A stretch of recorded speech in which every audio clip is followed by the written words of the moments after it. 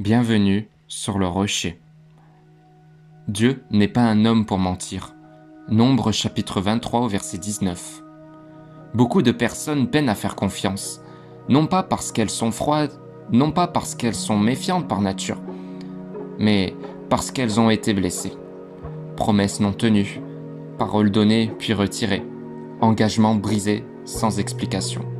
À force, le cœur apprend à se protéger, et parfois, sans s'en rendre compte, il projette cette méfiance, même sur Dieu.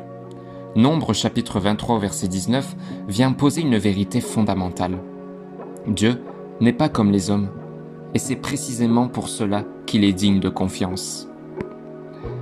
Ce verset est prononcé dans un contexte tendu.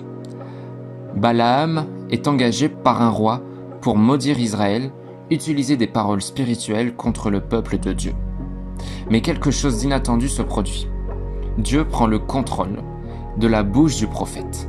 Au lieu de maudire, il bénit, il proclame ce que Dieu a décidé, il reconnaît l'irréversibilité de la parole divine. Les intentions humaines échouent, mais la parole de Dieu demeure. Ce que Dieu bénit, aucun homme ne peut le renverser. Le texte ne dit pas que l'homme ment toujours, mais qu'il est capable de mentir.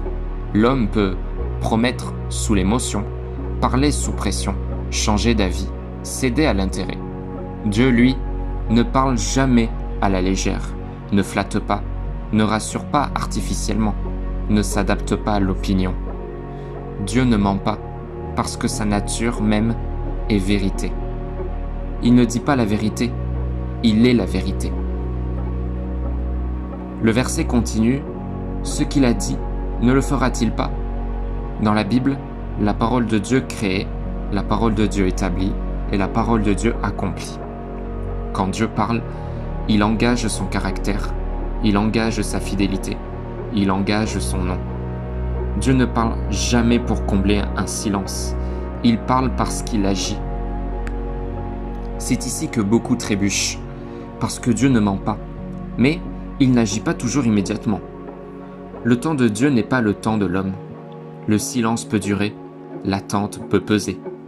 Mais le délai n'est pas un mensonge, l'attente n'est pas un abandon, le silence n'est pas un reniement.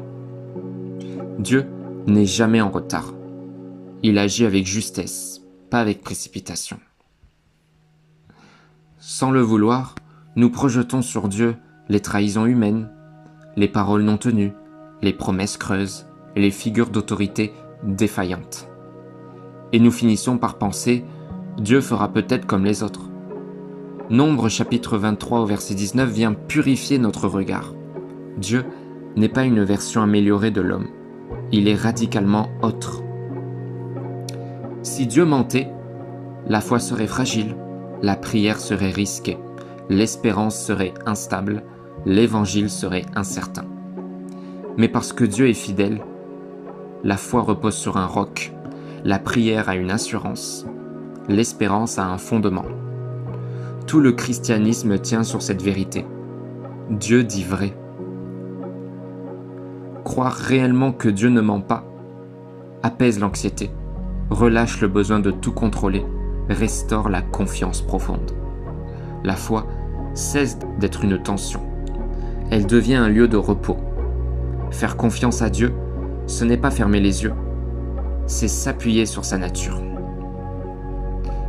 Les hommes changent, les circonstances évoluent, les saisons passent, mais Dieu demeure. Ce qu'il a dit sur toi tient encore. Ce qu'il a promis reste valable. Ce qu'il a déclaré ne sera pas annulé, car Dieu n'est pas un homme pour mentir. Merci d'avoir pris ce temps dans la parole. Sur le rocher, nous rappelons une vérité essentielle. Quand tout vacille, la parole de Dieu reste stable. Si tu as été déçu par les hommes, sache ceci. Dieu ne ment pas, Dieu ne trahit pas, Dieu reste fidèle. Et sa parole est un roc sur lequel tu peux t'appuyer. Si cette vidéo t'a parlé, n'hésite pas à t'abonner et à partager cette vidéo. Et on se retrouve dès demain pour une nouvelle parole chrétienne.